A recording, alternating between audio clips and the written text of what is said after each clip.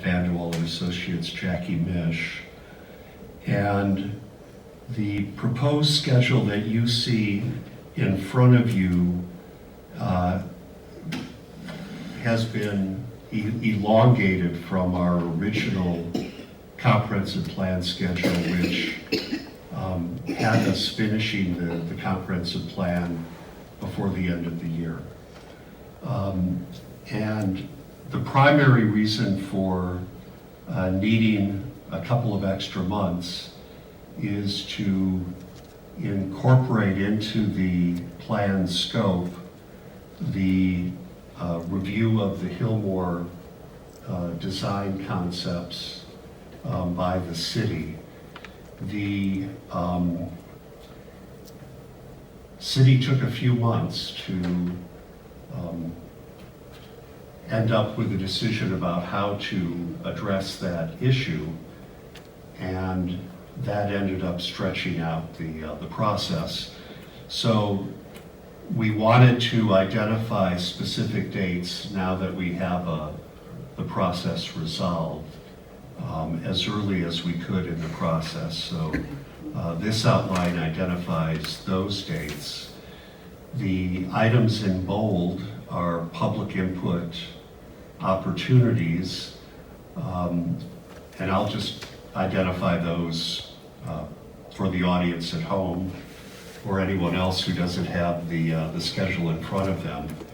The first of those public opportunities would be on Thursday, October 24th, upstairs in the police training room, and that would be an open house, a drop-in session running from 6 p.m. to 8 p.m.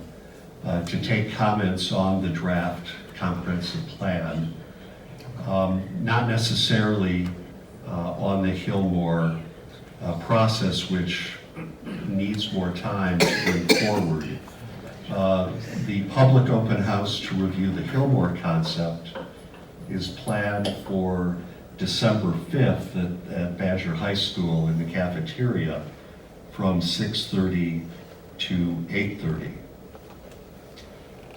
Following that, draft 3 of the comprehensive plan would be prepared and would be finished by Monday, December 16th. That would include the recommendations for the Hillmore property. And from December 17th, we need to provide a minimum of 30 days for notification about the comprehensive plan public hearing. That's state law. And so the public hearing for the comprehensive plan would be on Monday, January 20th, here in the council chambers. And that's a regular night for the Plan Commission. And then following that public hearing, we would hope to get a recommendation about the comprehensive plan from the Plan Commission so that it could go to the Common Council to consider adoption of the ordinance that would adopt the plan on Monday, January 27th. That meeting would be here in the council chambers at City Hall. If adoption occurs then, by state law, we have to distribute the final adopted plan to neighboring agencies and jurisdictions, as well as the State Department of Administration. And that process would begin immediately after adoption, concluding in mid-February. And what are the implications of going past December 31st?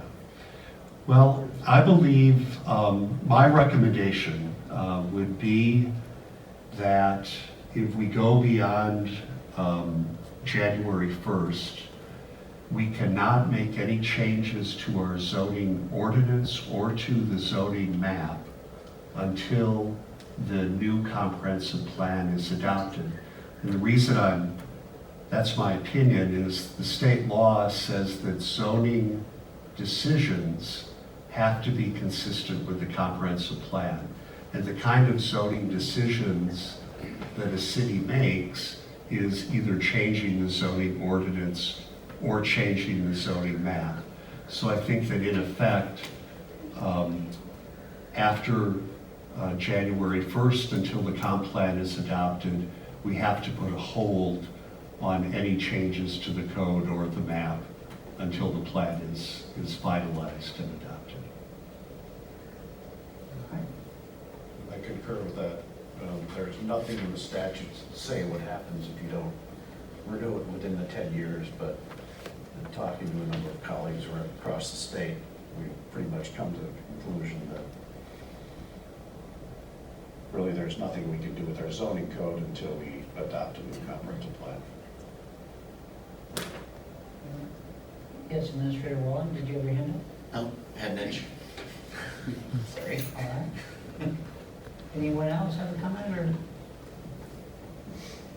All right, then, I'll make a motion that we adopt the City of Lake Geneva comp plan public meeting and plan update schedule revised October 18th, 2019. Second. All right. And if the second would accept it, this would also include the public participation dates. Yes. Thank you. Any comments or questions on this? All right, the motion was made and seconded to adopt the City of Lake Geneva comp plan public meeting and plan update schedule revised 10/18/2019 to include the public participation events. Let's use the voting machine to record our votes.